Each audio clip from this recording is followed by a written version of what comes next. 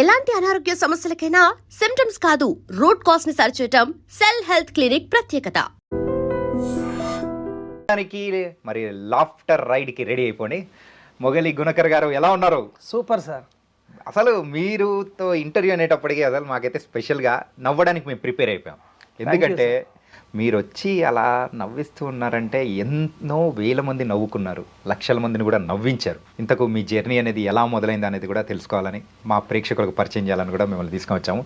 చెప్పండి సార్, ఇంతకు మీ నవ్వుల ప్రయాణం ఎలా మొదలైంది? నమస్తే సార్. 1999లో కళాకారుడిగా నా ప్రయాణం మొదలై 25 సంవత్సరాలు పూర్తి చేసుకున్నాను సార్ సెప్టెంబర్కి. అదే 99లోనే మొదలుపెట్టి పూర్తి చేశారేమో అనుకున్నా. 25 ఏళ్ళు పూర్తయింది సార్. కమేడియన్గా, యాంకర్గా కళారంగమే నా జీవనాధారం సార్. కళారంగంలో వచ్చే ప్రతి రూపాయి నా కుటుంబాన్ని పోషించుకున్నాను సార్. నేను BA BEd చదివాను. సాధారణంగా సినిమాల్లో ఉన్న హాస్యాన్ని బ్రహ్మానందం గారు, ధర్మవరపు గారు, ఇలాంటి MS నారాయణ గారు వీళ్ళందరినీ చూసి ఖమ్మంలో మల్లం రమేష్ గారి బృందంలో కామెడీ స్కిట్లు బాగా ఉండేవి సార్. వారి సీనియర్స్ని చూసి నేను కూడా కమెడియన్ కావాలని, కళాకారుడిగా సినిమాల్లో హాస్యాన్ని ప్రజలను నవ్వించాలని మెయిన్ కాన్సెప్ట్గా ఈ రంగంలోకి అడుగుపెట్టాను సార్. అమ్మ, నాన్న, కుటుంబం, ఈ రోజున నా శ్రీమతి అందరి సంపూర్ణ సహకారంతో కమెడియన్గా, యాంకర్గా, కళాకారుడిగా మీ ముందుకు వచ్చాను సార్. అలాగే మీరు కేవలము కమెడియన్గా అండ్ కామెడీ యాంకర్గానే కాదు, సో ప్యారడీ సాంగ్స్ పాడడంలోనూ అందులో బాగా స్పెషలిస్ట్ అని. అవును సార్. అంటే మాటల ద్వారా నవ్వించడమే కాదు, పాటల ద్వారా కూడా నవ్వించే ప్రక్రియ బాగుంటుందని ఎంచుకోవటం జరిగింది సార్. యాజ్ ఏ స్టాండప్ కమెడియన్గా మనకి అందరూ జంజాల్ గారు గుర్తు చేస్తారు. నవ్వు అనగానే నవ్వించేవాడు యోగి, నవ్వేవాడు భోగి, నవ్వలేనివాడు రోగి అని హాస్యబ్రహ్మ జంజాల్ గారు చెప్పారు. యాజ్ ఏ స్టాండప్ కమెడియన్గా నవ్వితే హ్యాపీ, లేకపోతే బీపీ, నవ్వలేనివాడు పాపి. మా రైమింగ్ టైమింగ్ అద్దరిపోయింది తెలుసా. అందుకే నవ్వుని ఇష్టపడని వారు, నవ్వును కోరుకోని వారు ఎవరు ఉండరు కదా సార్. అవును. అలా నేను మాటల ద్వారా, పాటల ద్వారా నవ్వించే ప్రక్రియ ఎన్నుకోవటం జరిగింది సార్. ఓకే. అలాగే కొన్ని సంవత్సరాల క్రితము మన గ్రేట్ లాఫ్టర్ ఛాలెంజ్ అనేది ఒక ప్రోగ్రాంలో, అందులో మీరు విన్నర్గా కూడా ఉన్నారు. అవును సార్. ఆ ప్రయాణం ఎలా వచ్చింది ఏంటి? అంటే the great Telugu laughter challenge sir స్టార్మాలో వచ్చింది. దానికి చీఫ్ గెస్ట్గా బ్రహ్మానందం గారు ఉన్నారు సార్. ప్రపంచాన్ని నవ్వించిన బ్రహ్మానందం గారిని మేము నవ్వించే బాధ్యత సార్ అది. ఆయన ఒక మీమ్ గాడ్, అంతే కదా సార్. వారు నవ్వడం అంటే చాలా కష్టం సార్. అయినా నేను, నా ఫ్రెండ్ సుధీర్ బోర్గు సత్తుపల్లి సార్, మేమిద్దరం స్టాండప్ కమెడియన్స్గా జోడీగా ఆ షోని చేసాము. ఆ షోలో ఫస్ట్ ప్రైజ్ విన్నర్గా నిలిచాము సార్. అది చాలా గొప్ప మెమరీగా ఉంది సార్ మా లైఫ్లో. అందులో ప్రైజ్ మనీ ఎంత వచ్చింది? 4 లక్షలు వచ్చింది సార్. 4 లక్షలు వచ్చిందా సార్? ఓకే. అది ఏం చేశారని మాత్రం అడగనులేండి. అందులో బ్రహ్మానందం గారు అనేటప్పటికీ హాస్య బ్రహ్మ, అవును ఆయనకు పేరు. మరి అలాంటి హాస్య బ్రహ్మని మీరు యొక్క జోక్స్తో, మీ యొక్క స్టాండప్ కామెడీతో నవ్వించారు. ఎలా అనిపించింది అప్పుడు? అసలు అది అద్భుతం సార్. అలాంటి అవకాశం మా జన్మకు వస్తుందని ఊహించలేదు. మా ఫ్రెండ్ ఏంటంటే తను నవ్వకుండా నవ్వించే స్వభావి సుధీర్. నేను వచ్చేసి కొంచెం ఎక్స్ట్రా చేసి ఫన్ జనరేట్ చేసేవాడిని. అట్లా మా కాంబినేషన్ బాగా సక్సెస్ అయింది సార్. ఆ విధంగా వారిని నవ్విస్తామని, ఆ షోని టైటిల్ గెలుచుకుంటామని అసలు మేము ఊహించలేదు సార్. ఒక లైఫ్ ఎక్కడికో వెళ్ళిపోతుందని బాగా ఆశపడ్డ మాట నిజము. ఆశపడ్డం సార్. అంత పేరు ఇండస్ట్రీలో కూడా మాకు వచ్చింది సార్. Super sir. నిజంగా అంటే మీరు అందులో బాగా వేసిన జోక్స్ ఏదైనా ఉంటే ఒక్కసారి మాకు ఏదైనా చెప్తారా? అంటే అది వాస్తవంగా మా ఇద్దరి కాంబినేషన్లో వచ్చింది కాబట్టి ఇద్దరు ఉంటే బాగుంటుంది సార్. మా ఇద్దరి కాంబినేషన్లో సుధీర్ గారు, నేను ఉన్నాం కాబట్టి బాగుంటుంది. ఇద్దరు ఉంటేనే అది చాలా ఎఫెక్టివ్గా ఉంటుంది. ఓకే. నేను సోలోగా కొన్ని జోక్స్ని మీ ముందుకు తీసుకొస్తాను. ఏదైనా కానీ మీరు చెప్తే వినడానికి రెడీగా ఉన్నాను నేనైతే, తెలుసా. ఇందాక నుంచి ఊగిపోతున్నా చూసారా. అంటే చాలా కొన్ని ఏంటంటే సార్, కొన్ని పంచ్ జోక్స్ అని, కొన్ని ఫటాఫట్ పంచ్స్ అని, ఇలా రకరకాలుగా మనం జోక్స్ని కొన్ని పాటల ద్వారా నవ్వుకోవచ్చు, మూకాభినయం ద్వారా నవ్వించవచ్చు అని చూస్తుంటాం. దీంట్లో సార్ నాకు బాగా పేరు వచ్చిన జోకు ఇది. నేను చెబితే పంచి మీరే చెప్తారు. ఓకే. అంత మంచిది. ఈ జోక్ చూసే తేజ గారు నీకు నాకు డాష్ డాష్ అనే మూవీలో హీరో అన్నగా అవకాశం ఇచ్చారు. ఓ సినిమాలో కూడా చేశారా? అవును సార్. వావ్. అది మీకు చెప్తున్నాను యా సార్. ప్లీజ్. ఒక ఊర్లో ఒక అతను చనిపోయాడు. అతని భార్యని ఇంకొక ఆమె అడిగింది, నీ భర్త ఎట్లా చచ్చిపోయాడమ్మా. ఇది జోక్ సార్. పంచ్ ఏంటనేది మీరే చెప్తారు. ఇది ఓకే. వదినా, ఓ వదినా, ఎట్లా చచ్చిపోయాడు వదినా రావన్నా అన్నది. ఇక భార్య చెప్తుంది, ఏం చెప్పమంటావు వదినా, ఏం చెప్పమంటావు వదినా, మీ అన్నయ్య పొద్దున్నే లేచి కూలికి పోయి ఇంటికి వచ్చి క్యారేజీ నా చేతికిచ్చి స్నానం చేస్తా అన్నాడు వదిన. ఎన్నడు చేయలేదు కదా, చేయమని చెప్పిన. ఎన్నడు చేయలేదా? ఇక ఆయన పోసుకుంటాడు నేను తోడతాను, ఆయన పోసుకుంటాడు నేను తోడతాను. మా బావిలో నీళ్ళు మొత్తం కథం చేసిండు వదిన. స్నానం అయినాక ఆకలి అవుతుంది, అన్నం పెట్టన్నాడు వదిన. అన్నం పెట్టిన, ఆయన తింటాడు నేను పెడతాను, ఆయన తింటాడు నేను పెడతాను. మా పోరుగానికి మెతుకు లేకుండా కథం చేసిండు వదిన. అన్నం తిన్న తర్వాత అలసిపోయినా నిద్ర వస్తుంది, పక్కేవే అంటే వదిన మంచం వేసి పక్కేసిన. వదిన మీ అన్నయ్య పడుకుని నన్ను దగ్గర పిలిచి కాళ్ళు నొస్తాను నొక్కవే అన్నాడు వదిన. నొక్కిన తర్వాత చేతులు నొస్తాను నొక్కవే అన్నాడు వదిన. నొక్కిన బాగా తిన్నాడు కదా వదిన, గొంతు నొస్తాంది అన్నాడు వదిన. తర్వాత పీక నొక్కినా వదిన. అంతేనా? పొద్దున్న లేపితే ఉలుకోలేడు పలుకోలేడు వదిన. ఇది నాకు చాలా బాగా పేరు వచ్చింది సార్. ఇది ప్యారడీ గురుస్వామి గారిని వారు చెప్తుంటే చూసి నేను తీసుకున్నా. కానీ నాకు చాలా గొప్ప పేరు వచ్చింది సార్. సినిమా అవకాశాన్ని ఇచ్చింది. అదేవిధంగా మాటల ద్వారా ఎలా అయితే పాటల ద్వారా కూడా నవ్వించడం ఎలా అనేది నేను దురదపై కూడా రాశాను సార్. ప్యారడీ పాటలు చాలా రాశాను. ఓకే. చాలా రాశాను. మన గురుస్వామి గారిని నేను ఇంటర్వ్యూ చేశాను సార్. సో నా లైఫ్లో చాలా ఇంటర్వ్యూస్ చేసినా కానీ ఒక్కొక్క టైప్లో ఉంటే సో బాగా నవ్వుకుంది మన ప్యారడీ గురుస్వామి ప్యారడీ ఇస్తాను. అవును సార్. ఆయన శిష్యుడు కాబట్టి గురుస్వామిగా వారే నాకు స్ఫూర్తి. ఓకే.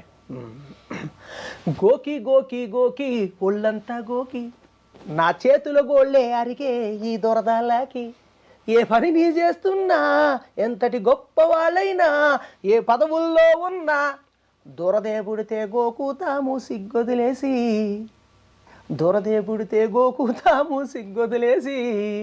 పబ్లిక్లో నా పరువు గిరువు పక్కన పెట్టి గోకి గోకి. దొరదుంటే నరకం గోకేమో నిత్యం, ఆ పుండ్ల నుండి రసులు కారేది ఘోరం. అయ్యయ్యో పాపం అంటారా జనం, గోకే వాళ్ళను చూస్తే చేదరించే చేదస్తం. గజ్జి తామర్లు ఒళ్ళంతా షికారులు, పగలు రేయి తేడా లేక వచ్చే దురదలు. దురదంటే సరదా కాదు గోకేటోళ్ళకి, దురదొస్తే తెలుస్తుంది నవ్వేటోళ్ళకి. దురద మీద కూడా ఇలాంటి సాంగ్ ఉంటుందా? అది కూడా మీరు క్రియేట్ చేసింది. వావ్. అలా దురద పైన, చికెన్ పైన, సీరియల్స్ పైన కూడానా? అవునండి. అయితే ఈ సీరియల్స్ మీద మీరు ప్యారడీ చేశారనుకోండి, లేడీస్ సీరియల్ ఫ్యాన్స్ వస్తారేమో చూసుకోండి. అంటే నేను రాసింది మా ఆవిడ గురించి కదండి. ఓకే. నా శ్రీమతి ఎక్కడున్నది, నా పెళ్ళాం ఎక్కడున్నది, టీవీ ముందే కూర్చొని ఉన్నది, భర్తను నన్ను మరిచింది, పిల్లలను వదిలేసింది, సీరియల్సే లోకం తనకండి, తిండి తిప్పలు మానింది, పగలు రాత్రి లేదండి, ఎప్పుడు టీవీ ముందే ఉంటుంది, నా భార్య సీరియల్స్తో చాలా బిజీ అండి. ఎంత బిజీయో తెలుసా అండి? వంట చేసినా కానీ, అంట్లు తోమినా కానీ టీవీ చూస్తూ పని చేస్తుంటుంది, తిట్లు తిట్టినా కానీ, ఎన్ని కోట్లు ఇచ్చినా కానీ టీవీ నిడిచి ఉండలేదండి. ఏడుస్తుంటుంది, నవ్వుతుంటుంది, సీన్లకు ఫీలింగ్స్ ఇస్తుంది, నా భార్య సీరియల్స్లో లీనమవుతుంది. ఎంత లీనమవుతుందో తెలుసా సార్? మా ఇంటికి చుట్టాలు బంధువులు ఎవరైనా వస్తే బాగున్నామని అడగదండి. ఏమదినా రాత్రి చక్రవాహం చూసావు, మా ఊర్లో కరెంటు పోయింది, అదినా ఏం జరిగింది, చుట్టాలు వచ్చినా గాని స్నేహితులు వచ్చినా గాని సీరియల్సే ముచ్చటిస్తుంది. చీర కట్టినా కానీ జడను వేసినా కానీ సీరియల్సే ఫాలో అవుతుంది. నన్ను పిలిచినా పిల్లలను పిలిచినా సీరియళ్ళల్లో పేర్లే పిలుస్తుంది. నన్నైతే ముద్దుగా ఇక్బాల్ ఇక్బాల్ అంటుంది. నన్ను పిలిచినా పిల్లలను పిలిచినా సీరియళ్ళల్లో పేర్లే పిలుస్తుంది. నా భార్య చూడొద్దంటే విడాకులందండి. ఇప్పుడు నిజంగా బయట అలాగే ఉన్నారేమో సార్. అక్కడ టీవీ ప్లేస్లో ఇప్పుడు ఫోన్లు పెట్టుకోవాలి అంతే. ఎక్కడ పోయినా కానీ, వాష్రూమ్ పోయినా అండ్ వంటలు చేస్తున్నా, ఎక్కడ పోయినా కానీ అందరి చేతిలో కామన్గా ఉండేది సెల్ ఫోనేనండి. గోరేటెంకన్న గారు ఒక పాట రాసి ఒక అద్భుతమైన చెప్పారు. Cell phone. ఓకే. అప్పులోడు ఫోను చేస్తే మోగి మోగి ఆగిపోతుంది. Cell phone. Cell phone. అప్పులోడు ఫోను చేస్తే మోగి మోగి ఆగిపోతుంది. లవరు ఫోను చేస్తే చెప్పకుండా చెవి కాడికి పోతుంది. సెల్లు చూడు సెల్లు చూడమ్మా సెల్ ఫోను మాయా అని రాశారు. యాజ్ ఏ ప్యారడీ రైటర్గా అది తీసుకొని స్ఫూర్తిగా నేను కూడా సెల్ ఫోన్ రాయాలని వెంకటేష్ హీరోగా లక్ష్మి మూవీ నుంచి తీసుకొని రాశాను. ఓకే. సెల్లు చేతులు ఉంటే గల్లు గల్లు, జేబుకేమో పెద్ద చిల్లు. సెల్లు చెవులో పెడితే సొల్లే సొల్లు, మోయలేని బిల్లే బిల్లు. సెల్లు లేని వాడి ఇల్లు, భూమి మీద నిల్లే నిల్లు. సెల్లు ఫోను నీకే సలాము, సెల్లు ఫోను నీకే గులాము. బాత్రూములు ఉంటే బెడ్ రూములోన సెల్లు మోగుతుంటే మనం ఎట్ట వచ్చేది. అలసిపోయి వచ్చి నిద్రపోతూ ఉంటే సెల్లు రింగ్ అవుతుంటే నిద్ర ఎట్లా పట్టేది. ముద్దు కోసం మనము దగ్గరవుతూ ఉంటే మధ్యలో సెల్లు మోగుతుంటే ఇంకెట్టా చెప్పేది. ఈ తిప్పలు తప్పాలంటే స్విచ్ ఆఫ్ చెయ్యాలో హిమామ. సెల్లు ఫోను నీకే సలాము, సెల్లు ఫోను నీకే గులాము. Wow, super sir. మీరు అక్కడ తెలుగు లాఫ్టర్ ఛాలెంజ్లో ఎలా గెలిచారో ఇలాంటివన్నీ వింటుంటేనే అర్థమైపోతుంది. Nice, super sir. అలాగే ఆ షో తర్వాత మీ యొక్క కెరియర్ కానీ ఎక్కడికో వెళ్తుంది అని చెప్పేసి మీరు అనుకున్నారు. అండ్ మన తెలుగు ఇండస్ట్రీ వైపు అయితే కమెడీలను తగ్గిపోతుంటే ఇలాంటి వాళ్ళు కూడా వచ్చి సో జబర్దస్త్ కానీ ఇలాంటి షోస్ ద్వారా కూడా మంచి రికగ్నేషన్ వస్తుంది అని అనుకున్నారు చాలామంది కూడా. ఎందుకంత రాలేకపోయింది? రీజన్ ఏంటి అంటే సార్, కొంత మా బ్యాడ్ లక్ ఉంది సార్, కొంత మేము ఇక్కడికి రాకపోవటం. నా కొలీగ్ సుధీర్ గారు గవర్నమెంట్ టీచర్, వారు స్కూల్ నుంచి రాలేక, నేను హైదరాబాద్ షిఫ్ట్ కాలేక ఒకటి. రెండోది ఆ షో జరిగిన వెంటనే కొన్ని ఎలక్షన్స్ రావటం అని అట్లా గ్యాప్ వచ్చింది సార్. రెండోది అంటే ఎవరైనా కాస్త ఒక అండగా ఒక చేరదీసే విధానంగా మాకు కూడా ఒక అండ దొరకకపోవటం, మేము ఇక్కడికి షిఫ్ట్ కాలేకపోవటం, కొన్ని కుటుంబ బాధ్యతలు, ఈ నేపథ్యంలోనే ఆ షో ద్వారా మేము వచ్చిన పేరును కూడా ఉపయోగించుకోలేకపోవడం జరిగింది. ఉపయోగించలేకపోయారు. కానీ దాని తర్వాత కూడా బోల్డ్ అని షోస్ అనేది కూడా మన టీవీస్ ద్వారా కూడా వచ్చేసాయి కదా సార్. అవును సార్. అందులో పార్టిసిపేట్ చేయాలని వాళ్ళ నుంచి స్టార్డమ్ తెచ్చుకునే వాళ్ళు కూడా ఉన్నారు కదా. ఉన్నారు. తర్వాత నాగబాబు గారు కరోనా టైంలో స్టాండప్ కామెడీ యూట్యూబ్లో స్టార్ట్ చేశారు, ఖుషీగా అని. ఆ షో కూడా మేము ఫైనల్ దాకా వచ్చాము ఇద్దరం. ఓకే. ఆ షోలో కూడా నేను సుధీర్ గారు ఫైనల్ దాకా వచ్చాము. అది కూడా మంచి పేరు వచ్చింది. ఈ ఎక్కడ మంచి పేరు వచ్చినా అది కమర్షియల్గా మాకు వర్కౌట్ కాలేదు. కమర్షియల్గా ఎందుకు వర్కౌట్ చేసుకోలేకపోయాం అంటే ఇక్కడికి రాలేకపోవటమే సార్. హైదరాబాద్లో మెయిన్గా షిఫ్ట్ కాలేకపోవటమే మేము అనుకుంటున్న కారణం. అంటే అప్పుడే కొంచెం ధైర్యం చేసి హైదరాబాద్కి వచ్చేసింటే ఇంకా బాగుండేదేమో. బాగుంటుంది సార్. ఇప్పుడు మాత్రం రిగ్రెట్ అవుతున్నారా ఏమన్నా? మామిడికాయ కావాలంటే మామిడి తోటకి వెళ్ళాలి సార్. ఏం చెప్పారు సార్, ఇప్పుడు మార్కెట్లో కూడా దొరుకుతుంది సార్. కానీ ప్రయత్నం చేయాలి. రెండోది సార్, అంటే ఎక్కడైనా మన ప్రయత్న లోపము ఉన్నది. ఇక్కడ కూడా ఒక ఆదరించి ఒక ఎంకరేజ్ చేసే ఒక వ్యక్తి అంటే చారదీసే వ్యక్తి కూడా మనం లేకపోవటం అనేది ఒక రీజన్గా భావిస్తున్నాము. ఇప్పుడు ఐ డ్రీమ్ ద్వారా మీ ద్వారా జంజాల గారు ఒక మంచి, అది కామెడీగా చెప్పారు కానీ సార్, అది చాలా మంచి, దాంట్లో ఒక నీతి ఉంది సార్. జంజాల గారు ఒక బాగా పొగరున్న భూస్వామి వద్దకి ఒక సాధారణ వ్యక్తి ఇన్విటేషన్ ఇవ్వడానికి వెళ్తాడు, శుభలేఖ ఇవ్వటానికి వెళ్తాడు. ఆ భూస్వామి చాలా గర్రాగా, ఏంట్రా నువ్వు వచ్చావు అని. ఆయన, అయ్యా మంచోళ్ళ దగ్గరికి మంచోళ్ళు పోయారు, నేను మీ దగ్గరికి వచ్చాను అయ్యా. అట్లా ఒక మంచి మనసున్న వ్యక్తి మంచి మనుషుల దగ్గరికి మీ ఇంటర్వ్యూ మమ్మల్ని తీసుకెళ్తుందని ఆశిస్తూ మీ ద్వారా ఆ గుర్తింపు, ఆ అవకాశాలు వస్తాయని కోరుకుంటున్నాం సార్. ఖచ్చితంగా సార్. ఏంటంటే ఇంత టాలెంట్ ఉండి అంటే అంత గుర్తింపు రాకపోతే కూడా చాలామంది కూడా బాధపడుతూ ఉంటారు. అవును సార్. ఆ రోజుల్లో మనం చూసిన అంత మంచి కామెడీ చేసిన పర్సన్స్ ఇప్పుడు ఏమైపోయారు, కనుమరుగైపోయారు ఏంటి అని కూడా అనుకున్న వ్యక్తులు కూడా ఉన్నారు. అవును సార్. ప్రేక్షకులు కానీ. అలాగే సార్ మీ ప్రాపర్ ఎక్కడ? మాది ఖమ్మం. అంటే సార్ కమేడియన్గా ఉన్నాక మా అడ్రస్ను కూడా ఒక జోక్ ద్వారా చెప్పే ప్రయత్నం చేస్తాను. ఓకే. నేను టోటల్గా ఎక్కడున్నా, ఎక్కడి నుంచి వచ్చాను అనేది కూడా మీకు తెలియజేస్తాను సార్. ఓకే, ప్లీజ్ చెప్పండి సార్. ఆట కావాలా పాట కావాలనే ఒక కాన్సెప్ట్ని స్ఫూర్తిగా తీసుకొని ఇది చేశాను సార్. హలో, మీకు ఆట కావాలా పాట కావాలండి? నాకు రెండో కావాలి. అరే రే చెప్పండి, ఏదైనా ఒకటి. మీకు ఆట కావాలా పాట కావాలండి? చెప్పానుగా, మాకు రెండో కావాలి. అరే రే మీరు ఎక్కడి నుంచి మాట్లాడుతున్నారండి? ఖమ్మం. అరే రే మాది కూడా ఖమ్మమేనండి.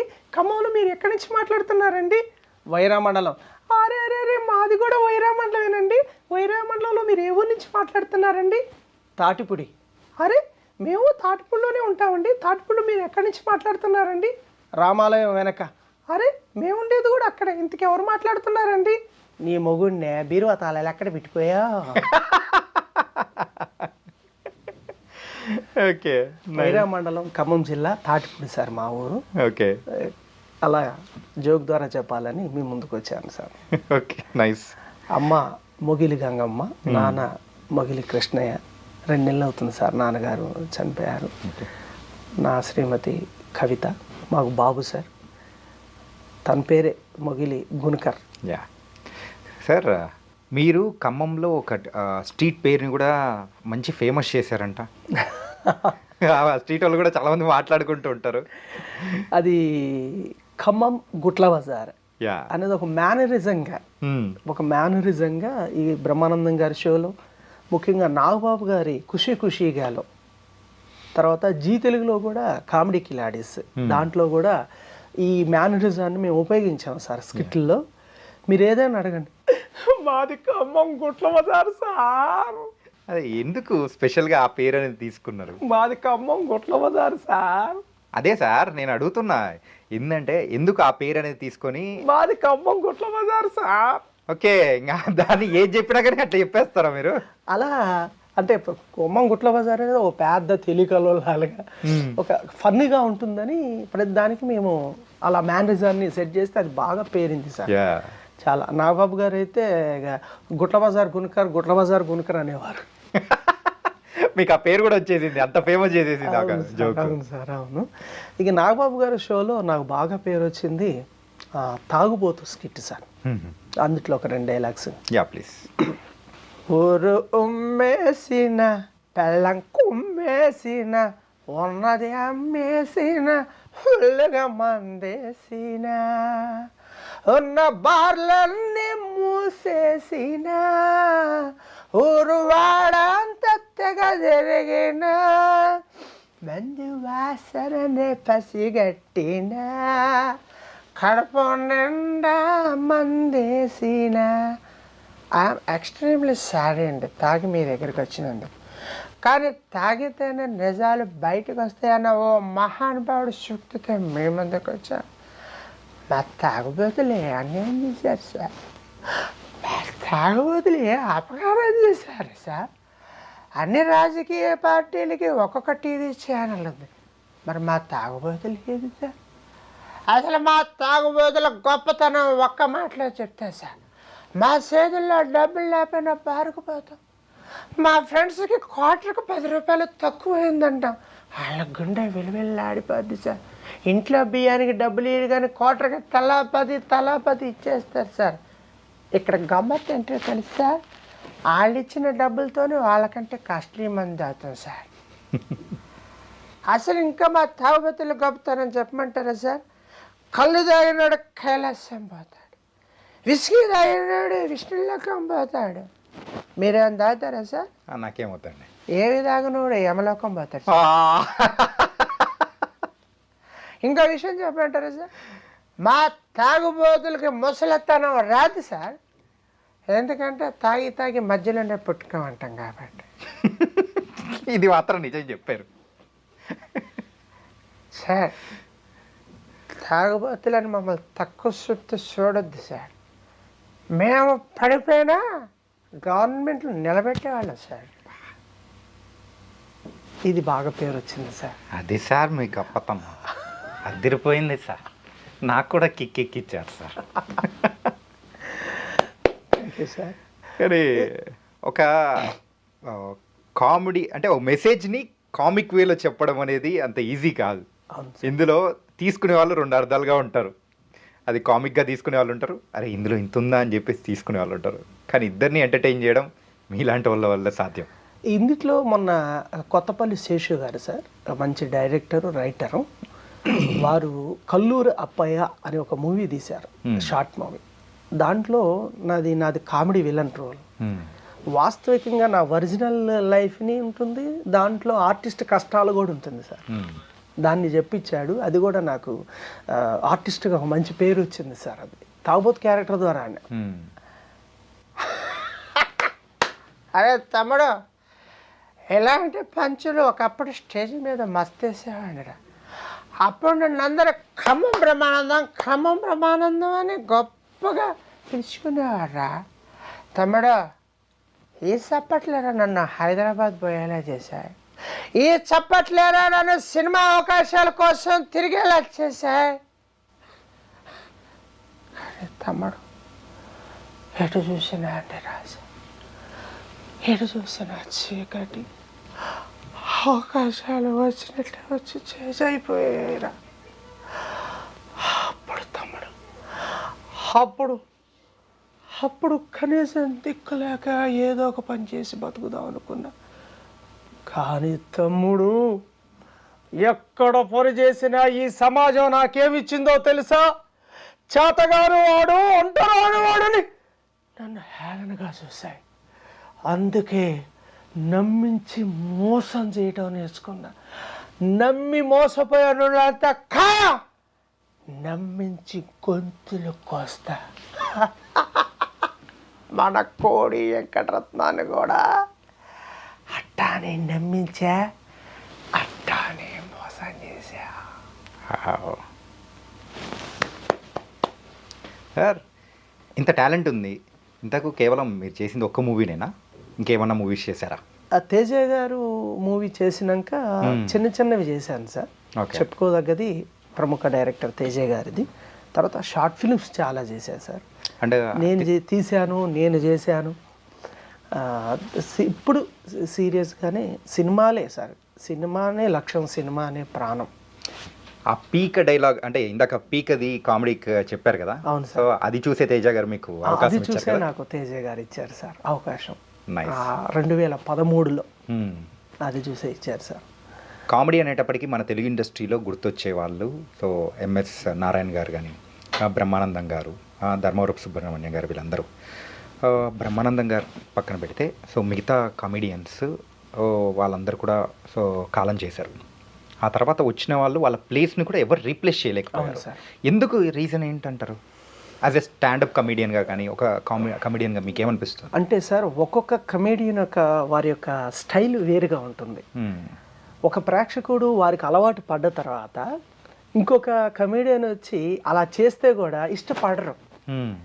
వెంటనే చెప్పేస్తారు, వీడేంటి బ్రహ్మానందం గారిని ఇమిటేట్ చేస్తున్నాడు అని. అంటే వాళ్ళు అంత చెరగని ముద్రని ప్రేక్షకుల్లో ఇచ్చారు వాళ్ళు. కాబట్టి వారి స్థానాన్ని భర్తీ చేయడం అంటే చాలా పెద్ద సాహసం సార్.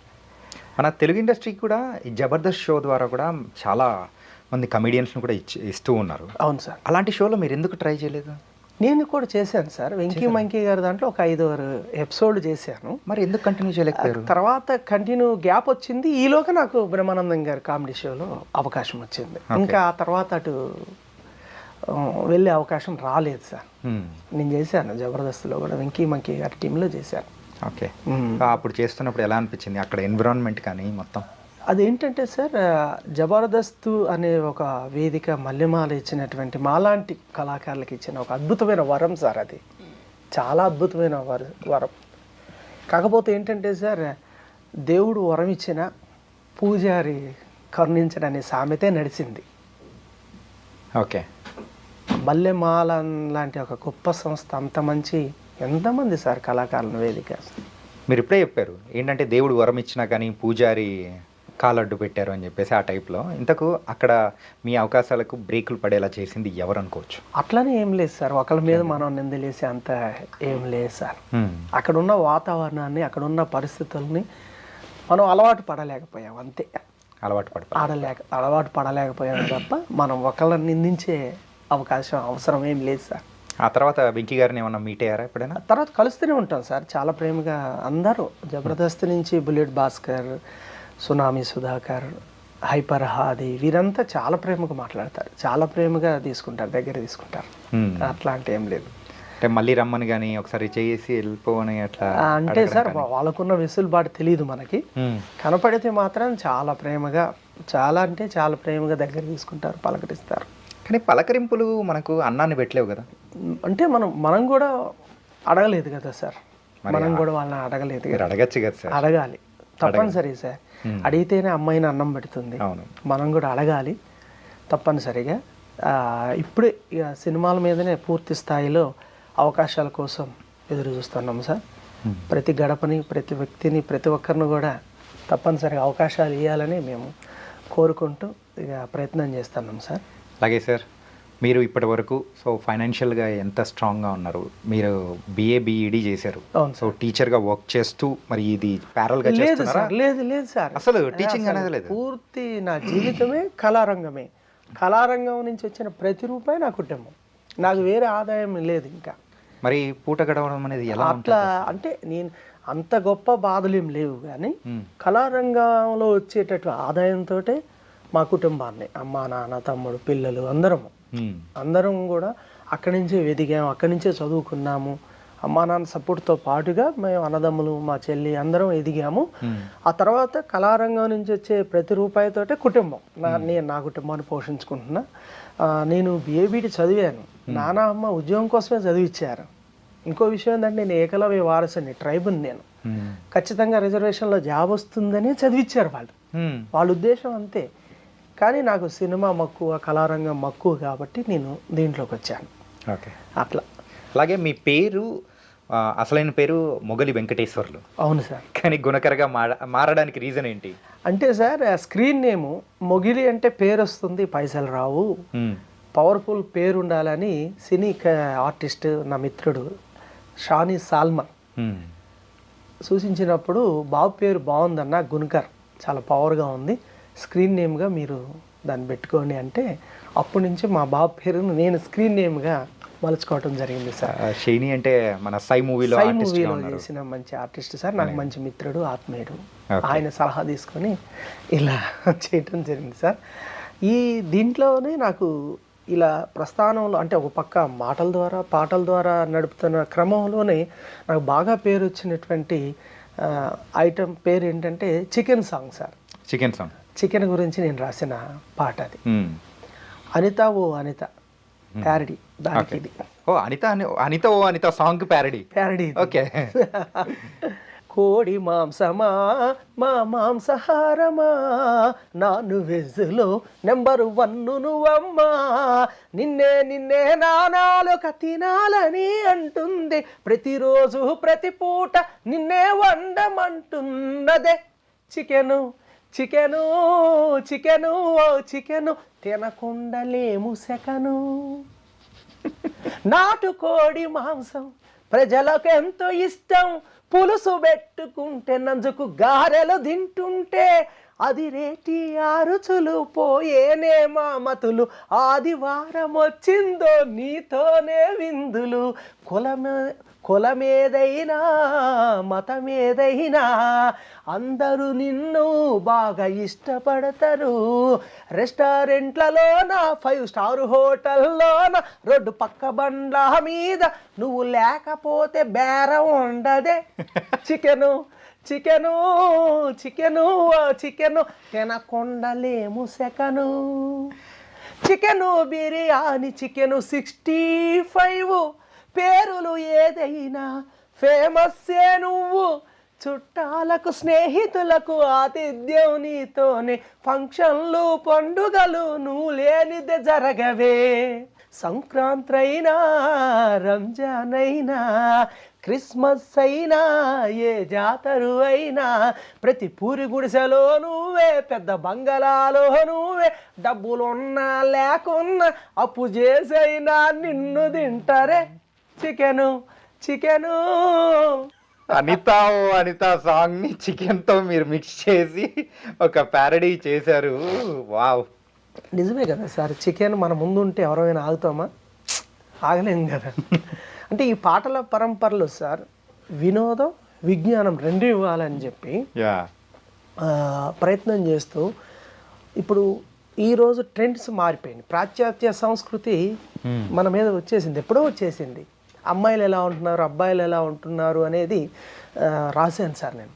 ఓకే, ఫస్ట్ అమ్మాయిల గురించి పాడితే అబ్బాయిలు చెప్పేటప్పుడు కిక్ ఉంటుంది. చూడు చూడు చూడు మన అమ్మాయిలు ఫ్యాషన్లంటూ వేస్తున్న వేషాలు, చీరలంటే చేదరిస్తారు, ఓనీలను వదిలేశారు, ఒళ్ళంతా కనపడే బట్టలు గడతారు. ఇక మన అబ్బాయిలు చూడండి ఎలా ఉంటుందో. జుట్టు మూరెడు పెంచేస్తారు, మూతి మీసం గీసేస్తారు, ఆడో మగ అర్థం కాకుండా ఉంటారు. ఇలా అటు అమ్మాయిలని ఇటు అబ్బాయిలని, అంతేకాకుండా అప్పుపై కూడా రాసేసారు నేను. ఇది అమ్మాయిల అబ్బాయిల గురించి మీరు పాడారు కదా, నాకు ఒకటి రీసెంట్ టైమ్స్లో ఒకటి జరిగింది. ఏంటంటే ఎవరైనా కానీ వెళ్తున్నప్పుడు బైక్లోనో కార్లో వెళ్తుంటే జుట్టు ఇంత ఉన్నప్పటికీ అమ్మాయి అని ఎక్స్పెక్ట్ చేస్తాను. అట్లా పోయి ముందుకు వెళ్ళిన తర్వాత అని ఏం చేస్తే చూసేటప్పటికి అబ్బాయి ఏంటి అని ఒక షాక్ అవుతాను చూసారా. నాకు మీరు పాడుతుంటే నాకు అదే గుర్తొచ్చింది. మీకు అనుభవమైంది? అనుభవం అయింది, చాలా మందికి కూడా అనుభవం ఉంటుంది. అందమైన అమ్మాయి అనుకున్నారు. అందమైన అమ్మాయి కాదు సార్, అమ్మాయి అనుకున్నారు సార్. ఏంటి జుట్టు అట్లుంది అని చెప్పేసి ఎందుకులేండి, అందమైన అమ్మాయి అనుకున్నాము. చివరికి అలా అయింది, డిసప్పాయింట్ అయిపోయాం. అందాన్ని ఎవరు మాత్రం చూడాలని కోరుకోరు, అది దాంట్లో తప్పు లేదు. ఎస్. అండ్ తర్వాత అన్నారు అప్పు గురించి రాసేసారు. అప్పు గురించి, అప్పు పెద్ద తప్పు సార్. ముప్పు కూడా అది కరెక్ట్. ఈ పాట ఫేమస్ ఏ సినిమాలో నాకు తెలియదు. ఓకే, కొన్ని సినిమాలు గుర్తుండవు కానీ పాటలు మాత్రం చాలా బాగుంటాయి. ఒక్కొక్క సినిమాలో ఒక్కొక్క పాట. ఈ పాటను తీసుకొని మెలోడీ సాంగ్ని తీసుకొని రాశాను. ఎక్కడ పడితే అక్కడే నే అప్పులు చేశానే, కాబోయే భార్య చెప్తుండు వీడు.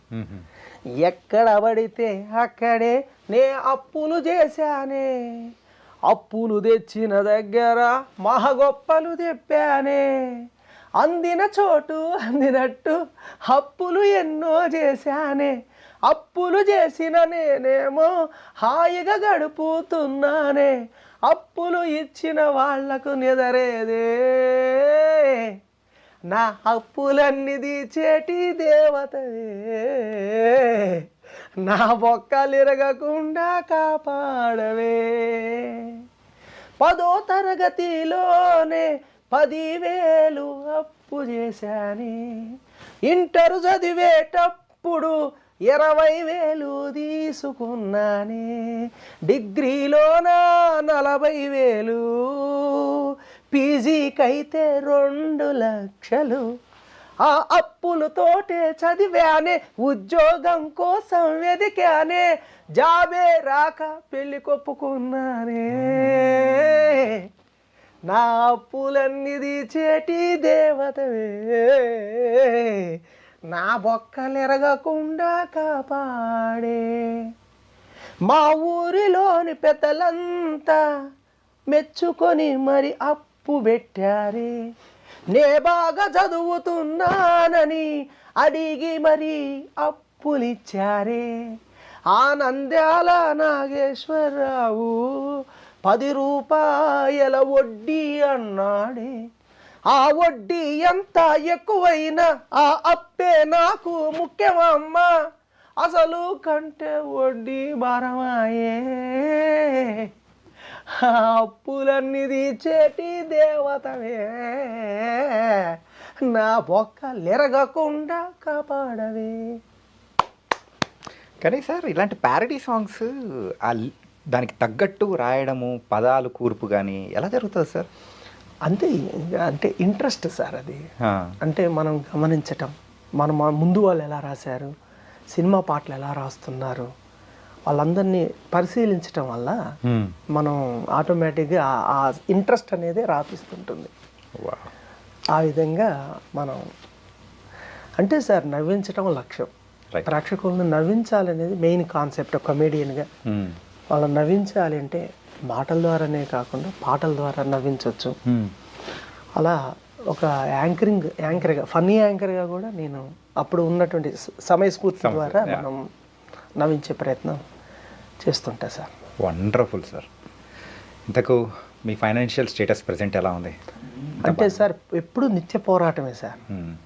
యాంకర్గా ఫీల్డ్లో ఇప్పుడంతా కూడా దాన్ని ఏమంటారు, ఈవెంట్స్ అనే పేరుతోటి కళారంగానికి సంబంధం లేని వ్యక్తులు రిసెప్షన్స్కి, ఓనీల్ ఫంక్షన్స్కి, బర్త్డేలకి అతను గాయకుడు కాదు, అతను యాంకరు కాదు, ఈవెంట్ ఆర్గనైజర్గా వచ్చేసి మాలాంటి వాళ్ళని ఇబ్బంది పెడుతున్నారు. టోటల్గా వాళ్ళు ఎవ్రీథింగ్ అంతా వాళ్ళు మాట్లాడుకుంటారు. దానివల్ల మాకు ఇబ్బందిగానే ఉంది.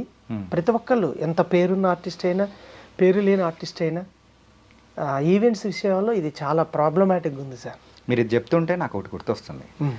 ఎవరైతే ప్రొడ్యూసర్ ఉన్నారో, డబ్బులు పెట్టే వాళ్ళు ఉన్నారో వాళ్ళే హీరోగా చేస్తారు, డైరెక్టర్ వాళ్ళే చేస్తారు, అండ్ పాటలు, మాటలు, ఇది కథ, రచయిత అన్నీ ఎవ్రీథింగ్ వాళ్ళే చేస్తారు అనమాట. అట్లనే చెప్తాను. అవును సార్. ఇక్కడ వాళ్ళు చేసుకుంటే ఓకే సార్, వీళ్ళకి సంబంధం లేదు. వీడు గాయకుడు కాదు, యాంకరు కాదు, సింగరు కాదు.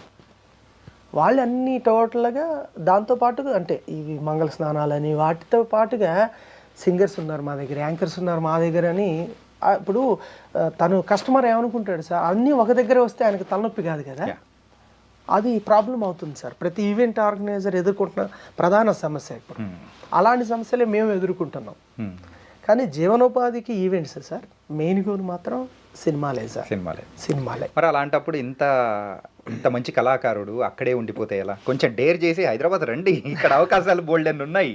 ఇంతకుముందు అంటే కొంచెం కష్టంగా ఉందేమో, కానీ ఆఫ్టర్ కరోనా సో ఎవరి దగ్గర అయితే ఒక టాలెంట్ ఉంది అని అంటే మాత్రం ఎంకరేజ్ చేయడానికి చాలామంది ఉన్నారు.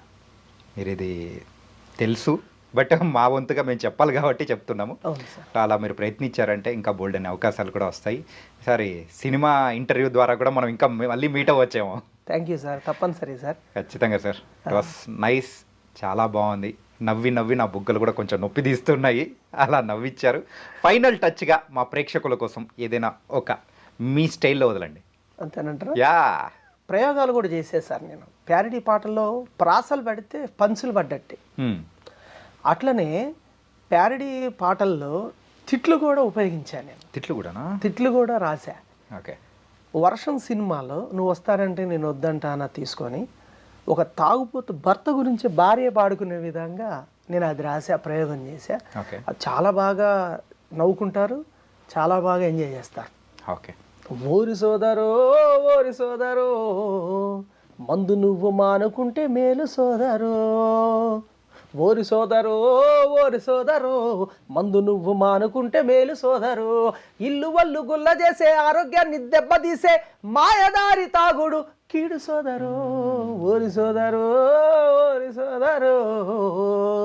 అప్పుడు ఇల్లాలంటుంది, ఎన్నాళ్ళు యాగాలండి నేను, నా తాగుబోతూ మొగుడు పాడుగాను, తాగి ఇంటికొస్తాడు సోదివాగుడు పెడతాడు, బూతులెన్నో తిడతాడు, రోత మాటలంటాడు, తన్నందేవాడు నిద్రపోడు, ఈడు చస్తానంటే నేను వద్దంటానా, ఈడు చస్తానంటే నేను వద్దంటానా, ఈడు బొంద కంపగొట్ట తరగెడతా ఈడు బొంద కంపగొట్ట. ఇలా చిన్న చిన్న ప్రయోగాలు కూడా చేసాం ప్యారడీలో. చాలా బాగా చేశారు తెలుసా, దానికి తగ్గట్టు. ఓ తిండినసలే ముట్టుకోడే, కూరలకేమో పేరులు పెడుతుంటాడే, చికెను మటను వండిస్తాడే, తెరమంటేనే గిన్నెను తన్నేస్తాడే, కడుపు నిండా తాగుతాడే, పక్కంతా తడుపుతాడే, కడుపు నిండా తాగుతాడే, పక్కంతా తడుపుతాడే, పొద్దున్నే మందుతోనే తన ముఖము కడుగుతుంటాడే, ఈడు చస్తానంటే నేను వద్దంటానా, ఈడు చస్తానంటే నేను వద్దంటానా, ఈడు బూడిద బొంగలకేత్త. సూపర్ అన్న. కానీ ఇంత బాగా చేస్తూ ఉన్నారు అండ్ స్టాండప్ కామెడీలో కూడా ఇంత మంచి అనుభవం అనేది కూడా ఉంది. మరి ప్రజెంట్ ఇప్పుడు రీసెంట్ టైమ్స్లో స్టాండప్ కామెడియన్స్కి కూడా మంచి హైదరాబాద్లో కూడా ట్రెండ్ నడుస్తూ ఉంది. ఏమైనా ట్రై చేశారా? అంటే మనకి ఈవెంట్ ఆర్గనైజర్ పిలుస్తున్నారు, కొన్ని ఈవెంట్లలో చేస్తూనే ఉన్నాం ప్రయత్నాలే కాదు, ఆర్టిస్ట్గా వచ్చి మేము చేస్తూనే ఉన్నాం.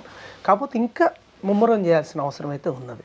ఒకప్పుడు పబ్లలో ట్రెండ్ ఏంటి తెలుసా, నార్మల్గా వచ్చామా డాన్స్లు వేసేసామా వెళ్ళిపోయామా అన్నట్టు ఉంటుంది. ఆ తర్వాత అయితే తెలుగు మ్యూజికల్ అని చెప్పేసి ఆ పాటలు పాడుతూ అట్లా ఫేమస్ అయింది. ఇప్పుడు లేటెస్ట్ ట్రెండ్ ఏంటో తెలుసా, ఒక స్టాండప్ కామెడీ, అది కూడా తెలుగు స్టాండప్ కామెడీతో వచ్చిన కొన్ని ఆ ట్రెండ్ అనేది కూడా బయట బాగా నడుస్తూ ఉంది. సో ఒక్కడిగా ప్రేక్షకుడిని నవ్వించడం అనేది చాలా కష్టం, నవ్వించడమే చాలా కష్టం. ఒక్కడిగా నవ్వించడం అనేది ఇంకా కష్టం. ఎందుకంటే అది కూడా భారీ సమూహం ఉంటే కూడా సక్సెస్ కాదు. ఓన్లీ ఇండోర్లో ఆ షో. రెండోది స్టాండప్ మన తెలుగు వాళ్ళకి ఎక్కువ ఫేమస్ కాబోవటానికంటే నేను అనుకున్న చిన్న రీజన్, దీన్ని అందరూ భావించొద్దు. స్టాండప్ అమెరికాలో ఎక్కువ ఫేమస్ ఎందుకంటే అక్కడ కాస్త ఆ పాలు శృంగార పాలు ఎక్కువ కలుపుతారు. అవి ప్రేక్షకులు మనం వద్దు అనుకుంటే ఇష్టపడుతుంటాం. ఇక్కడ అట్లా కాదు, ఇది కుటుంబ సమేతంగా చూడదగిన హాస్యం ఉండాలి అని అలవాటు పడ్డాం కాబట్టి కొంచెం ఇంకా ఇప్పుడిప్పుడే బాగా ప్రజాదరణ పొందుతుంది స్టాండప్. ఇంకా బాగుంటుంది ఫ్యూచర్ స్టాండప్కి. అలా మేము కూడా ఆ దిశగా ప్రయత్నం.